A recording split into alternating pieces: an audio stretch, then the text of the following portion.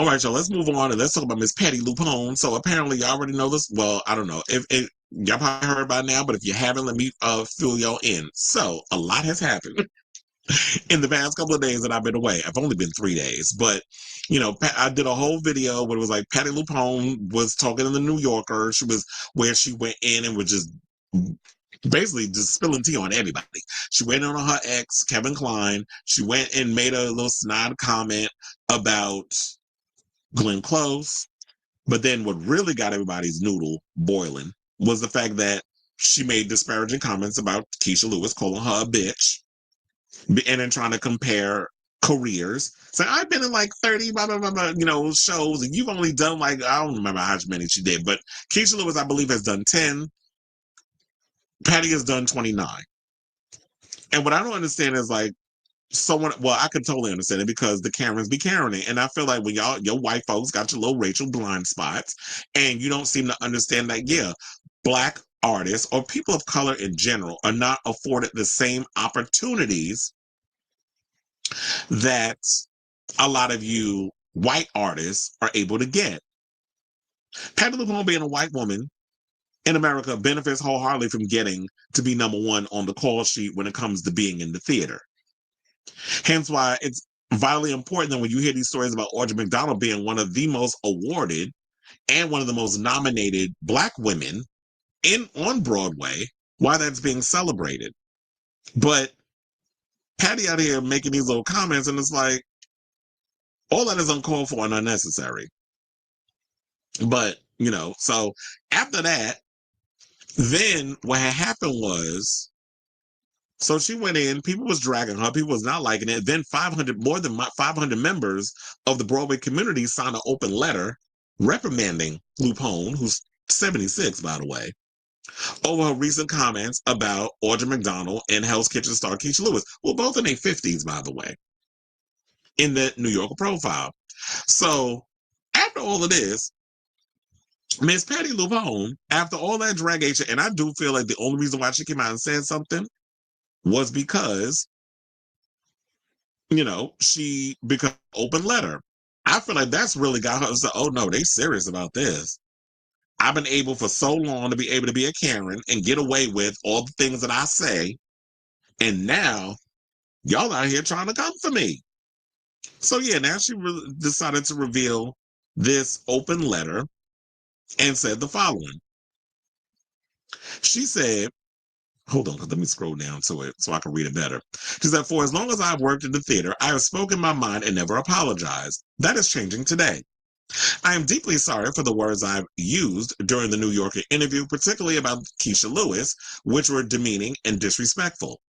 I regret my flippant and emotional responses during this interview, which were inappropriate, and I am devastated that my behavior has offended others and have run counter to what we hold dear in this community. I hope to have the chance to speak to Audra and Kecia personally to offer my sincere apologies. Well, sis, you should have did all of this before you decided to run off with your damn mouth in this interview. But the thing is, she is known as somebody who is very much a firecracker, someone who speaks her mind, someone who said a lot of real nasty things over the years. The disrespect towards Madonna, her acting ability, because you still mad over the fact that she got a Vita on the big screen and you didn't, and even got an original song out of the situation. You Must Love Me. And she's still mad over that. She mad over Glenn Close doing Sunset Boulevard. So this woman holds grudges and decided to air it all out in this interview. And now that she realizing that a lot of her behavior is not going to be standing, people are not going to stand for her behavior. Now she want to backpedal and now she want to apologize. I feel like this is a crock of shit. But if y'all want to sit and accept it, then by all means, do that. But I'm not buying it. Sorry. Now, like a leopard at her age don't change the spots. But I understand you got to save face because her ass want to show up at the Tonys, which I'm trying to wonder, when does the Tonys air? Is it this month or next month? I think they usually air in the summertime. So I think the Tonys is this month or possibly July. I don't know off the top of my head. But then she went on to say, I wholeheartedly agree with everything that was written in the open letter shared yesterday. From middle school drama clubs to professional status, theater has always been about lifting each other up and welcoming those who feel they don't belong anywhere else. I made a mistake. It wasn't a mistake, girl, but okay.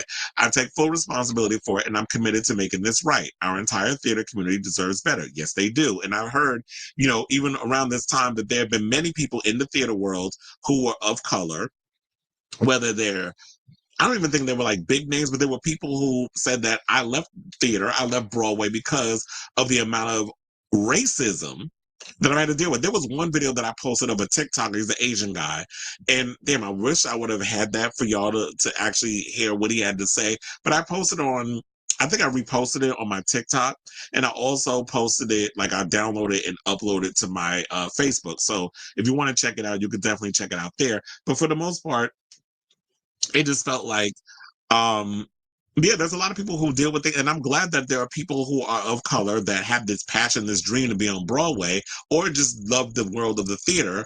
We're out here, and because of what Patty said, that they felt the need to speak out and tell their side of the story, and rightfully so. So, um, posted, the prior one, because it is on my social media if you want to check it out. I posted on my TikTok, my Instagram, even YouTube in a separate little short.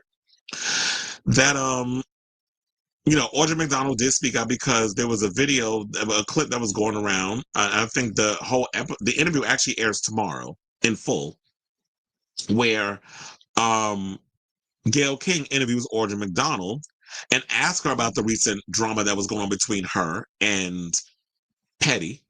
And she said, I ain't seen that woman in over a decade. I don't know what her issue is with me. Like, I really don't know. And I know a lot of people are feeling it's a diplomatic situation. Maybe it was her being all Michelle Obama about it. She decided to take the high road, and she didn't really go in and let have on Patti. She was like, you need to go ask her what her issue is. Because she really didn't say what it was. She was like, oh, what a beautiful day. I don't know what that means, but it just implied that basically you got beef with Audra. So we want to know what the situation is. And then got mad because Audra went and came to Kecia's defense. And then there was some people that was acting so damn obtuse. This is why I can't when y'all be like, if you're going to act intentionally obtuse, don't post on social media.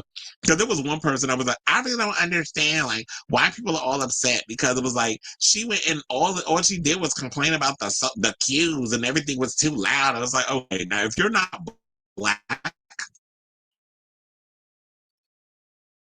if somebody's referring to something as, oh, they're too loud and this and this, you should have taken it upon yourself to call these people and be like, your stuff is too loud. You need to turn this, like, let the people that work behind the scenes handle that. And I heard that they did kind of change up their cues or whatever because it was bleeding into the other thing. But maybe the conversation should be had of, why aren't these old buildings that y'all do these shows in, why aren't the walls insulated? Why aren't y'all preventing like from the sounds from other theaters coming into this theater because of these situations? They need to rejudge the theaters. But the fact of the matter is, a lot of these buildings don't want to do that because they don't want to shut down and lose money.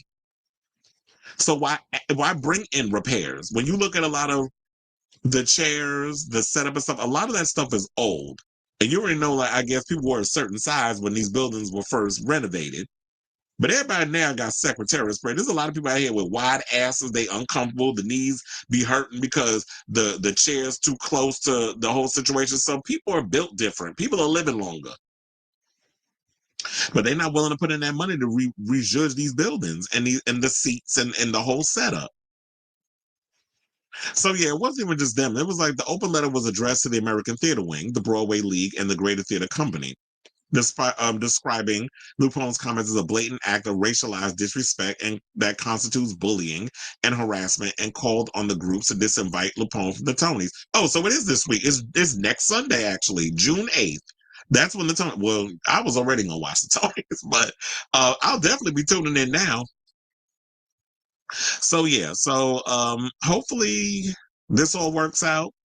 And Patty, you could have saved yourself a whole situation by actually reaching out in general to find out what was going on instead of you getting on social media and during this whole interview where you just felt that you was fruitful and fancy free, that you could just say whatever the hell you want without any consequence. And in a perfect world, that would be cute or whatever. But when you say things and how you say it and how it's addressed, especially when there's a disparity of racism and stuff that goes on in the industry, particularly in Hollywood. I know everybody wants to act like Hollywood is so liberal. On the outside, yes, it's very liberal, but it's conservative in a lot of ways as well. A lot of the people that work behind the scenes, a lot of these people that own these organizations, very much conservative. And there's a lot of red tape that are put in places for people who still, like in 2025, we're still having conversations about someone being the first this or the first that. Like, why are we still having these conversations? The first black this, the first woman this, the first gay this. I'm like, what? The first trans this, which is ridiculous in my opinion. So I say all this to say, what do you guys think of this story regarding Patti LuPone's apology? Do y'all feel that it was sincere, genuine? Or do you feel like it's a crock of sugar honey iced tea? Whatever your thoughts are, let me know in the comments down below.